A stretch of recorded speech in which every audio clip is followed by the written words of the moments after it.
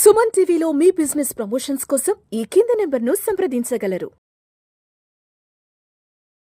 రామ్ ప్రసాద్ గారు, ఇప్పటి వరకు చాలా వీడియోస్లో చాలా టాపిక్స్ గురించి మాట్లాడుకున్నాం. అంటే ఇన్వెస్ట్మెంట్స్కి సంబంధించి మ్యూచువల్ ఫండ్స్లో ఇన్వెస్ట్మెంట్స్, తర్వాత స్టాక్ మార్కెట్, అదేవిధంగా రియల్ ఎస్టేట్, ఇన్సూరెన్స్. అయితే ఎప్పటి నుంచో ఒక మంచి టాపిక్ పెండింగ్లో ఉండిపోయింది. సో దాని గురించి ఇవాళ మీతో మాట్లాడదాం అనుకుంటున్నా, చిట్టీల గురించి. సో ఏంటి అసలు ఈ చిట్టీలు కట్టడం అనేది ఎలా ఉంటుంది? సో చిట్టీలు కట్టడం ఎంతవరకు మంచిది అంటారు? సో దీని గురించి డీటెయిల్గా తెలియజేయండి. తప్పకుండా విష్ణు గారు. సార్, చిట్టీలు కూడా one of the investment option. Yes, investment option. ఇది కూడా one of the investment option. Okay. So అయితే ఇన్వెస్ట్మెంట్ చేయడానికి పలు రకాలైన ఆప్షన్స్ ఉన్నాయి మనకి. ఇప్పుడు గోల్డ్లో ఇన్వెస్ట్ చేసేవాళ్ళు ఉన్నారు, రియల్ ఎస్టేట్లో ఇన్వెస్ట్ చేసేవాళ్ళు ఉన్నారు, ఇలా. ఓకే. సో వారు ఎక్స్పీరియన్స్ అయిన ఇన్వెస్ట్మెంట్లో వాళ్ళు పెట్టుకుంటూ వెళ్ళిపోతారు. ఇప్పుడు కొందరు పేరెంట్స్ వాళ్ళ పిల్లల ఇంటర్మీడియట్ ఎడ్యుకేషన్ నుంచి గ్రాడ్యుయేషన్ అయిపోయేంత వరకు ప్రతి ఇయర్ అకాడమిక్ ఫీ చిట్టీ ద్వారానే కట్టారు. ఓకే. ఈవెన్ గవర్నమెంట్ ఎంప్లాయీస్ కూడా ఎవ్రీ మంత్ చిట్టీలో వేసుకుంటారు. ముందే చెప్తారు చిట్టి అతనికి, ఆ టైంకి ఆ డబ్బులు తీసుకుంటారు, ఈ ఫీజు కడతారు. సో వాళ్ళకి దానికన్నా గొప్ప ఇన్వెస్ట్మెంట్ ఇంకోటి లేదు. వాళ్ళకున్న ఆప్షన్స్లో వాళ్ళున్న టౌన్లో అది రైట్ ఇన్వెస్ట్మెంట్. ఆ చిట్టేసి అతను మంచి అతనే వీళ్ళ పిల్లల భవిష్యత్తుకు ఉపయోగపడ్డాడు. To that extent that's right product. అయితే ఈ ప్రొడక్ట్ అనేది ప్రతి వ్యక్తికి సేమ్ ప్రొడక్ట్ మ్యాచ్ అవ్వాలని లేదు. అవును. ఓకే. ఈ ఫినాన్షియల్ ప్రొడక్ట్స్ ఆర్ ఇన్వెస్ట్మెంట్స్ అనేవి ఇవి ఏమీ డోలో 650 ట్యాబ్లెట్ కాదు. ఫీవర్ వచ్చిన ప్రతి ఒక్కరు వేసుకోవడానికి. మన అవసరానికి అనుగుణంగా మనం ఒక ప్రొడక్ట్ చూస్ చేసుకోవాలి. చిట్ అనేది రాంగా రైటా అంటే ఇట్ డిపెండ్స్ ఆన్ సమ్మన్. నీకు రైటా రాంగ్ అనేది చూసుకోవాలి, కానీ ప్రొడక్ట్ రైటా రాంగా కాదు. మనకి ఎంతవరకు సరిపోతుంది అది? డెఫినెట్గా బిజినెస్ చేసే వాళ్ళకి chit is the only option అండి. బిజినెస్ చేసే వాళ్ళకి ఏ బిజినెస్ మ్యాన్కైనా సరే అతను డబ్బు కూడబెట్టగలడంటే చిట్ ద్వారా మాత్రమే కూడబెట్టగలడు. ఓకే. ఎందుకంటే మీ బిజినెస్ని డ్రైవ్ చేసేది మీ కమిట్మెంట్స్. ఇప్పుడు ఒక సాలరీడ్ పర్సన్ ఉంటే ఆఫీస్లో అతనికి ఒక సూపర్ బాస్ ఉంటాడు. ఆయన ఎవ్రీ మంత్ ఈయన పర్ఫార్మెన్స్ మానిటర్ చేస్తాడు, వర్క్ అసైన్ చేస్తాడు. బిజినెస్ ఓనర్ అతను ఆయనకి ఎవడు వర్క్ అసైన్ చేస్తాడు. సో అందుకనే చాలామంది బిజినెస్ పీపుల్ ఏం చేస్తారంటే బిజినెస్ పెరుగుతున్న కొద్దీ పెద్ద చిట్లు వేసుకుంటారు. 20 లక్షల చిట్టు, నెక్స్ట్ 50 లక్షలు, 1 crore చిట్టు వేసుకుంటూ వెళ్తారు. సో ఈ బిజినెస్లో ఆ ఆబ్జెక్టివ్తో రన్ చేస్తారు. చిట్టు కట్టాలి కదా, ₹1,00,000 తీయాలి బిజినెస్, తీస్తాడు, కడతాడు. సో ఆ 50 లక్షలు రాగానే దాన్ని ఇన్వెస్ట్ చేస్తాడు. చిట్ ఏంటి, మీరు కొంత అమౌంట్గా పెట్టుకొని పెద్ద అమౌంట్ తీసుకొని పెద్ద ఇన్వెస్ట్మెంట్ చేయగలుగుతారు.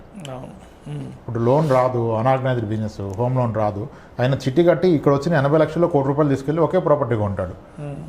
So that's right for him. కానీ when someone is a salaried person, అతనికి చిట్ రైట్ కాకపోవచ్చు. సాలరీడ్ పర్సన్ ఎందుకంటే ఎప్పుడైతే ఒక వ్యక్తి సాలరీడో అతనికి బ్యాంకర్ ఎప్పుడంటే అప్పుడు లోన్ ఇస్తాడు. Salaried person. అవును. ఓకే. ఇతనికి పర్సనల్ లోన్ వచ్చేస్తుంది. ప్రీ అప్రూవ్ లోన్ అని ఉంటుంది నెట్ బ్యాంకింగ్లో, జస్ట్ క్లిక్ చేస్తే వస్తుంది. సబ్జెక్టెడ్ టు అతని సిబిల్ క్లియర్గా ఉంది, ఇన్కమ్ ఉంది. ఓకే. ఇప్పుడు ఇదే వ్యక్తి salaried person earning 60,000 or 70,000 per month salary, ఇతను కూడా చిట్ కడతాడు. ఓకే. ఇప్పుడు చిట్ కడుతున్నాడు, ఇతను ఒక 10 lakhs చిట్ కడుతున్నాడు హస్బెండ్. అది ఒక 25 months చిట్, ఒక 10 months కట్టాడు. ఇతనికి సడన్గా డబ్బులు అవసరం పడింది. ఆయన ఊరు నుంచి వాళ్ళ నాన్న ఫోన్ చేశారు, అరే బాబు ఇలా పక్క ప్లాట్ అమ్ముతున్నారు, మనకు ఒక 5 లక్షలు తక్కువ పడుతుంది నా దగ్గర ఉన్న డబ్బులకి, నువ్వేమన్నా సర్దగలవా అని అడిగారు. ఇప్పుడు వీళ్ళ నాయన ఈయన ఎప్పుడు పైసలు అడగలేదు, ఫస్ట్ టైం అడిగారు. ఫస్ట్ టైం నోరు తెలిసి ఇంతవరకు ఆయన పెట్టడం కానీ ఈయన ఇచ్చింది లేదు ఆయనకి. ఆయన 5 లక్షలు ఇవ్వగలవా అని అడిగారు. సో డెఫినెట్గా ఇవ్వాలని ఉంటుంది. ఇప్పుడు వెంటనే కనపడే ఆప్షన్, నేను కడుతున్నాను కదా 10 lakhs చిట్టు, దాని నుంచి తీస్తే అయిపోద్ది కదా. నెక్స్ట్ డే చిట్టు వాళ్ళు కాల్ చేస్తాడు, దాన్ని చిట్ లిఫ్ట్ చేయడం, పవర్ కట్ ఉంటారు కదా, ఆ 10 లక్షల చిట్టు ఈయన తీసుకుంటే ఈయనకి ఎంత వస్తుంది? ఎర్లీగా తీసుకున్నారు కనుక ఫుల్ అమౌంట్ రాదు. 8.5 lakhs 9 lakhs వస్తుంది చేతికి. ఇప్పుడు 8.5 lakhs చేతికి వచ్చింది, కానీ దానికి అవసరం ఎంత? 5 లక్షలే కదా. 5 లక్షలు అవసరం ఉంది. ఈ 5 లక్షలు వీళ్ళ నాన్నగారికి పంపించాడు. మరి మిగిలిన 3 లక్షలు ఏం చేస్తారు? అదే ఆయన మీద ఒక ప్రెజర్ బిల్డ్ చేస్తుంది. ఆ మనీని మళ్ళీ ఎక్కడో ఒక దగ్గర ఇన్వెస్ట్ చేసే ప్రయత్నం చేస్తారు. అప్పుడు ఎప్పుడైతే మీ మీద ప్రెజర్ ఉంటుంది ఇన్వెస్ట్ చేయాలని, ఆబ్వియస్గా మీరు రాంగ్ ఇన్వెస్ట్మెంట్ చేస్తారు. ఈ డబ్బు ఉంది, దీన్ని ఏదో ఒకటి చేయాలి, ఉంటే ఖర్చు అయిపోద్దన్న ఆ హర్రీలో డెఫినెట్గా రాంగ్ ఇన్వెస్ట్మెంట్ చేస్తారు. సో కానీ ఇతను మిస్ అయిన పాయింట్ ఏంటంటే, ఈ బీయింగ్ సాలరీడ్, ఇతనికి HDFC ICICI అకౌంట్ బ్యాంక్లో సాలరీ అకౌంట్ ఉంది. ఇతను కనుక 5 లక్షల రూపాయలు పర్సనల్ లోన్ తీసుకుంటే ఇతనికి అట్ 11% 10.5% రేట్ ఆఫ్ ఇంట్రెస్ట్లో వచ్చేస్తుంది. అవునవును. ఆ పాయింట్ మర్చిపోయాడు ఈయన, ఎందుకంటే నేను పెట్టిన ఇన్వెస్ట్మెంట్ వాడుకోవాలని ఇక్కడ వాడుకున్నారు.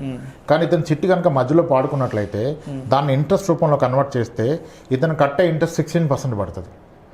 ఓకే. సో ఇప్పుడు కూడా ఇంట్రెస్ట్ డిఫరెన్స్ చూసుకోవాలి. ప్రతి బిజినెస్ కూడా ఇంట్రెస్ట్ కాన్సెప్ట్ నడిచేది నెట్ ఇంట్రెస్ట్ మార్జిన్ అంటారు.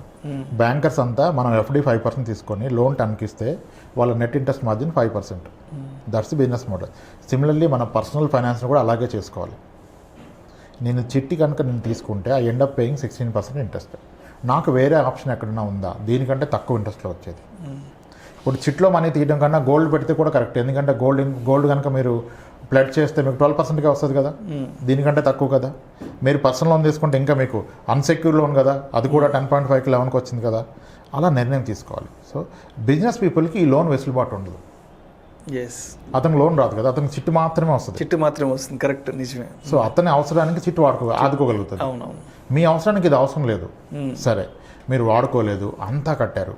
చిట్టు అనేది ఒక 3 years 4 years 10 years కడతాం. మరి 4 years తర్వాత వచ్చే మనీ ఏం చేయాలి అంటే వచ్చినప్పుడు ఏదైనా చేయొచ్చు, డబ్బులు వస్తే తప్పే ఉంది, రానివ్వు అనుకుంటారు. మనం అనుకున్నది ఏంటి, గోల్ బేస్డ్ ఇన్వెస్ట్మెంట్. దీనికి గోల్ లేదు. చిట్టు ఎందుకంటే నేను డిసిప్లిన్ కాదు, నా పైసలన్నీ వేస్ట్ అయిపోతాయి కాబట్టి చిట్లో పెడుతున్నాను. 4 years తర్వాత వస్తే అప్పుడు వచ్చింది కాబట్టి ప్రజల్లోకి వెళ్ళి ఏదో ఒక ఇన్వెస్ట్మెంట్ చేస్తాను. That's one thing. ఓకే, సరే లేదు చివరి దాకా కడితే నాకు వచ్చే దాంట్లో ఎంత ఇంట్రెస్ట్ వర్కౌట్ అవుతుందని క్యాలిక్యులేట్ చేసుకోవాలి.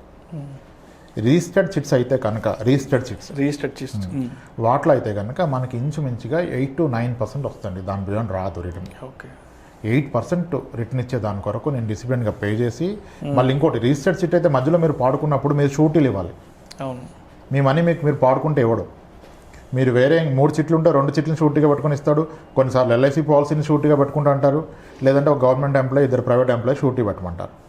అసలు మీ డబ్బులు ఆయన దగ్గర కట్టి మీరు షూటీ పెట్టి డబ్బులు తెచ్చుకోవాలా. ఇప్పుడు ఎంప్లాయీ ఉన్నాడు, డబ్బులు అవసరం పడ్డది, షూటీ పెట్టమన్నాడు. 2 ఫ్రెండ్స్ని అడిగాడు, ఒక రిలేటివ్ని అడిగారు. సరే 3 కాదనిలాగా షూటీ పెట్టారు. ఇతను క్లియర్ కట్టాడు, వాళ్ళకి ఏం ఇబ్బంది అవ్వాల. మరి ఇప్పుడు వాళ్ళ 3 దగ్గర నేను హెల్ప్ తీసుకున్నాడు కదా, రేపు వాళ్ళు చిట్టు కడితే ఎవరిని అడుగుతారు షూటీ పెట్టమని? ఇతన్ని అడుగుతారు కదా. ఇప్పుడు వాళ్ళు పెద్ద చిట్టు కట్టారు, మిమ్మల్ని షూటీ పెట్టమన్నారు, పెట్టారు. రేపు వాళ్ళకి ఏమన్నా ఆయన పక్షంలో కట్టలేకపోతే హెల్ప్ చేయాలి. ప్రతి ఒక్కరికి హెల్ప్ చేస్తేనే మనకు హెల్ప్ చేస్తారు. కానీ దాంట్లో రిస్క్ ఐడెంటిఫై చేయండి. మీరు ఉన్న రిస్క్ ఏంటి? ఫస్ట్ ఆఫ్ ఆల్ రిటర్న్స్ ఏమీ గొప్ప రిటర్న్స్ కాదు రిజిస్టర్డ్ చిట్ అయితే. అన్రిజిస్టర్డ్ చిట్లో కాస్త ఎక్కువ రిటర్న్స్ వస్తాయి, కానీ అన్రిజిస్టర్డ్లో ఉండే రిస్క్ దాంట్లో ఉంటుంది కదా. అది కోవిడ్లో చాలామందికి అర్థమైంది. చిట్స్లో రిస్క్ ఉందా లేదా అంటే చిట్టు కట్టేవాళ్ళు రిస్క్ ఏముందంటారు, కానీ చిట్లో డబ్బులు కోల్పోయిన ఉంటాడు కదా, ఆయన్ని అడిగితే ఎగ్జాక్ట్ రిస్క్ చెప్తారు. సో చిట్ అనేది right investment, right instrument, but not for all. అందరికీ కాదు, కొంతమందికి మాత్రమే అంటారు. ఓకే. బిజినెస్ పీపుల్కి చిట్ మాత్రమే రైట్ ఇన్వెస్ట్మెంట్. బిజినెస్ చేసే వాళ్ళకి అతను 16% ఇంట్రెస్ట్ ఇక్కడ పాడుకున్నందుకు కట్టినా సరే ఆయన బిజినెస్లో పెడితే దాని మీద 30-40% జనరేట్ చేస్తారు. ఎగ్జాక్ట్లీ. అవును. కానీ ఒక ఎంప్లాయీకి అవసరం లేదు. అవసరం లేదు. ఈ ఎంప్లాయీ కూడా ఎప్పుడు అవసరం అంటే కొంతమంది ఎంప్లాయీస్ ప్రైవేట్ సెక్టర్లో మోస్ట్లీ ఆ క్రెడిట్ కార్డ్ ట్రాప్లోకి వెళ్ళిపోయారు. క్రెడిట్ కార్డ్ ట్రాప్లో ఉండి మీరు మినిమం బ్యాలెన్స్ కడితే మీ టోటల్ అమౌంట్ క్లియర్ అవ్వడానికి 23 years పడుతుంది. And you end up paying 48 to 56% interest per year pay చేస్తారు.